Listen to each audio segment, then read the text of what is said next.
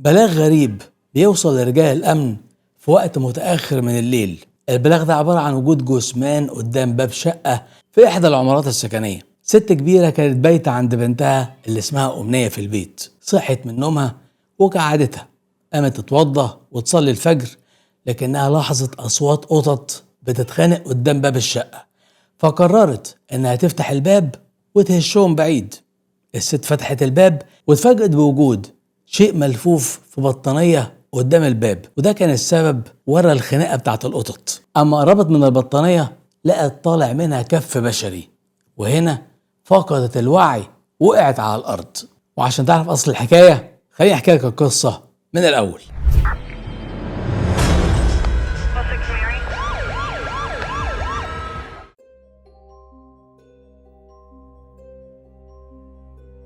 قبل ما نبدأ قصتنا النهاردة حابب أفكرك إن عرض حلقات برنامج القصة من الأول بيكون كل يوم حد وخميس الساعة 10 بالليل. يلا بينا نبدأ قصتنا.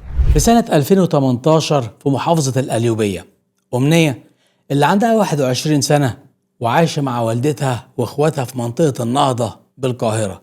حالتهم المادية كانت صعبة شوية، وده خلى أمنية ما تكملش تعليمها وتشتغل من سن صغير وتساعد والدتها في مصاريف البيت. أثناء شغلها اتعرفت على عادل اللي كان شغال في محل جنبها، وبمرور الوقت تنشأ علاقة قوية جدا ما بين أمنية وعادل.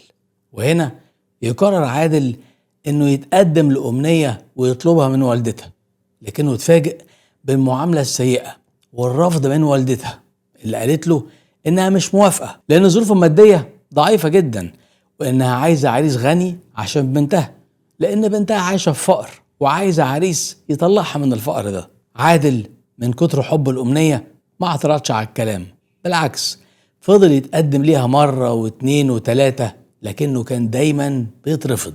في يوم من الأيام ظهر واحد اسمه صبري واتقدم لأمنية. صبري كان بيشتغل سمسار وكان أكبر منها ب17 سنة ومطلق وعنده ولد وبنت من طليقته.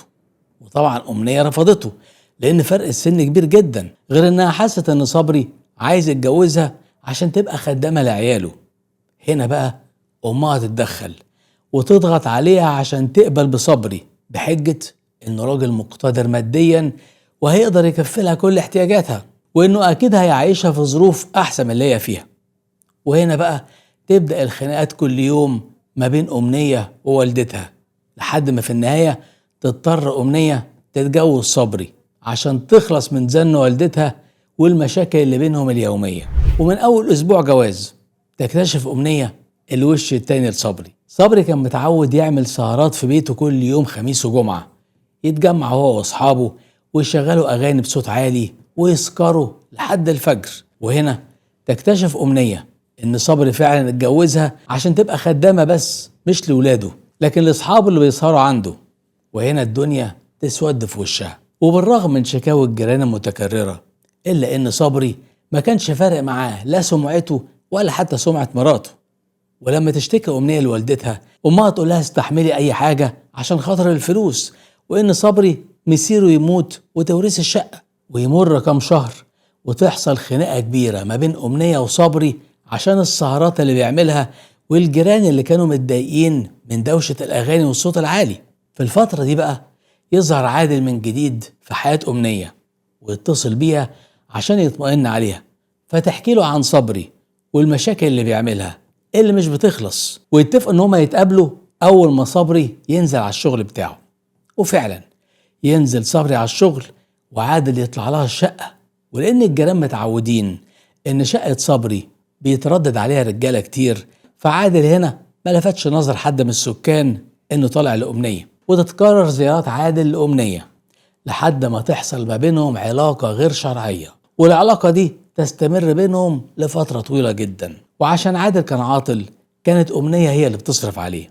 طبعا صبري لاحظ ان أمنية بقت مقصرة معاه كزوجة وبدأت تطلب منه الطلاق، لكنه كان بيرفض ويفضل الحال كما هو عليه، لحد ما في مرة الخناقات اللي بينهم تزيد قوي. وهنا تقرر أمنية انها تسيب البيت وتروح على بيت أمها.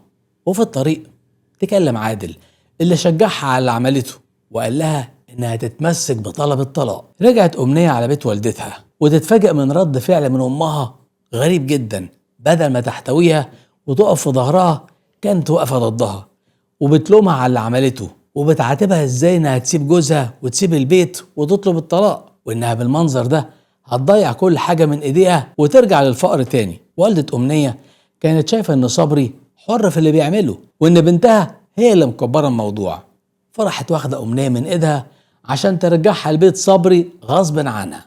تاني يوم عادل يعرف اللي حصل وان أمنية ما نفذتش الاتفاق اللي بينهم ورجعت على بيت صبري. هنا بقى عادل ينفعل على أمنية ويقول لها إن والدتها هي السبب في كل المشاكل اللي في حياتهم. في الأول رفضتهم ما يتقدم لها، ودلوقتي واقفة في طريقها تاني إنها تتطلق من صبري. وهنا ينهي عادل المكالمة بتاعت التليفون ويختفي بعدها كام يوم، وبعد كده يتصل بأمنية من جديد ويقول لها إنه عنده خطة يخلصها من صبري ومشاكله.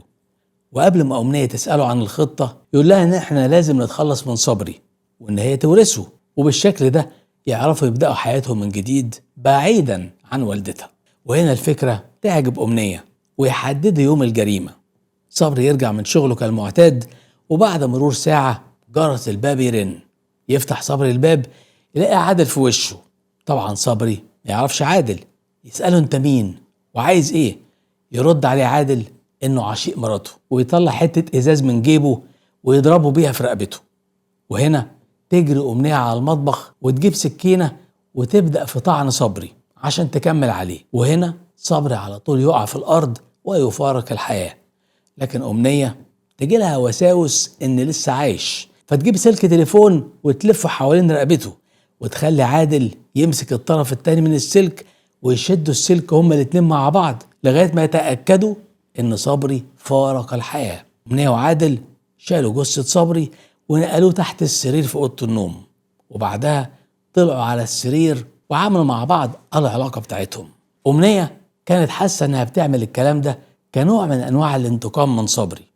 تمر كام ساعة ويقرروا الاتنين إن هم يسحبوا الجثمان من تحت السرير وينقلوه للبانيو ويفتحوا عليه المية عشان يشيلوا أي آثار لبصماتهم، وبعد كده طلعوا الجثمان ولفوه في بطانية ورجعوها تحت السرير تاني ونضفوا الشقة من أي آثار.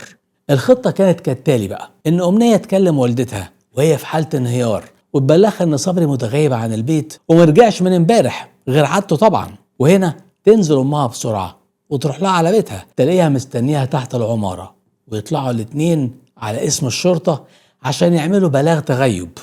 ويلاحظ رجال الأمن حالة الانهيار اللي أمنية كانت فيها. رجال الأمن عملوا محضر وبلغوهم إن لو في أي جديد هيتواصلوا معاهم. وهنا رجعت أمنية ووالدتها على البيت، وساعتها عادل كان موجود ومستخبي في أوضة النوم. أمنية قالت لوالدتها إنها تعبانة ومحتاجة تنام، فدخلت أوضة النوم وقفلت على نفسها بالمفتاح، وعادل كان جوه معاها. الساعة وصلت 3 الفجر. أمنية اتسحبت من أوضتها وراحت على الأوضة التانية وتأكدت إن والدتها نايمة، وطلبت من عادل إن ينقل معاها الجثمان قدام باب الشقة. لكن عادل عمل تعديل صغير في الخطة.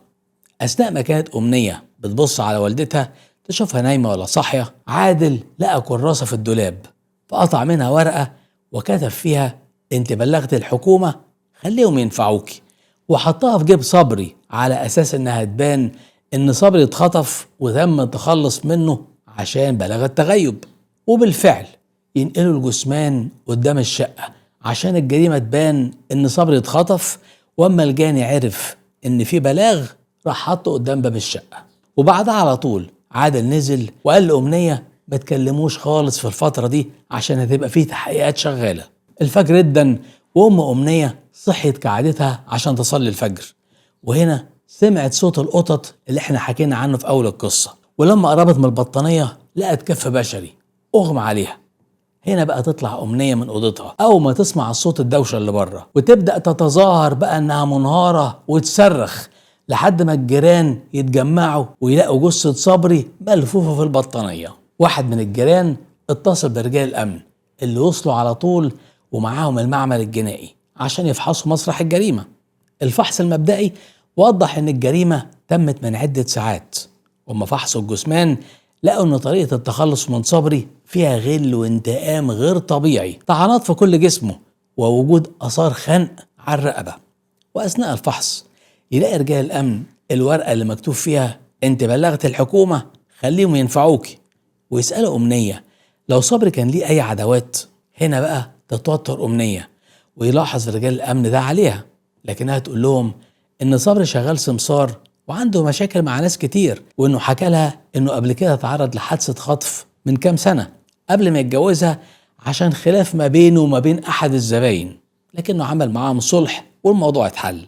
هنا يبدأ رجال المباحث في جمع المعلومات ويتحول الجثمان للطب الشرعي عشان يطلع التقرير كالتالي: صبري اتعرض للطعن في الرقبة بقطعة زجاجية حادة وبعدة طعنات مختلفة في جسمه، والكلام ده هو سبب الوفاة، وإنه بعد الوفاة اتعرض للخنق.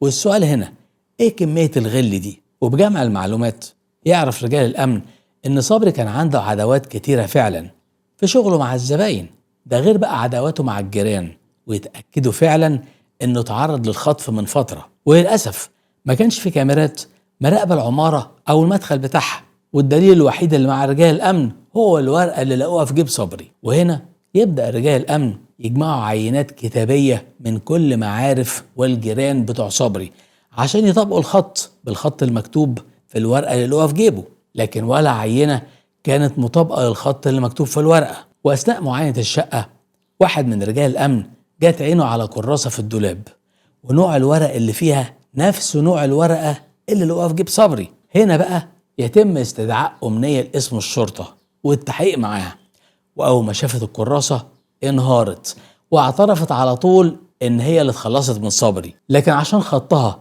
غير مطابق للخط اللي في الورقة تم الضغط عليها لحد ما اعترفت إن عملت الكلام ده بالاشتراك مع عشيقها عادل، وإنها كانت بتحاول تداري عليه لأنها بتحبه ومش عايزاه يتأذي بسببها. وهنا تم استدعاء عادل للتحقيق، لكنه أنكر كل شيء وحتى أنكر معرفته بأمنية، لكن طبعا كلامه ملوش أي لازمة لأن لما طبقوا خطه لقوا هو الخط اللي مكتوب على الورقة تماما. وهنا النيابة أحالت المتهمين لمحكمة جنايات بنها. المحكمة تداولت القضية واستمعت للمرافعات، وفي شهر سبتمبر 2019 المحكمة أصدرت حكمها بإعدام أمنية وعادل. احنا يا جماعة قدام جريمة وحشية تجردت من كل مظاهر الإنسانية، ويمكن أصعب شيء فيها هو تحول أمنية من البنت اللي بتشتغل عشان تصرف على اخواتها وتساعد أمها لواحدة تانية خالص قدرت إنها تعمل علاقة محرمة وجثمان جوزها موجود تحت السرير بتاعها. السؤال هنا إيه السبب في التحول المفاجئ ده؟ هل الأم هي السبب في اللي حصل ده ولا مين؟ مستني رأيكم في التعليقات. وبكده نكون وصلنا لنهاية حلقتنا. أشوفكم إن شاء الله الحلقة اللي جاية. سلام.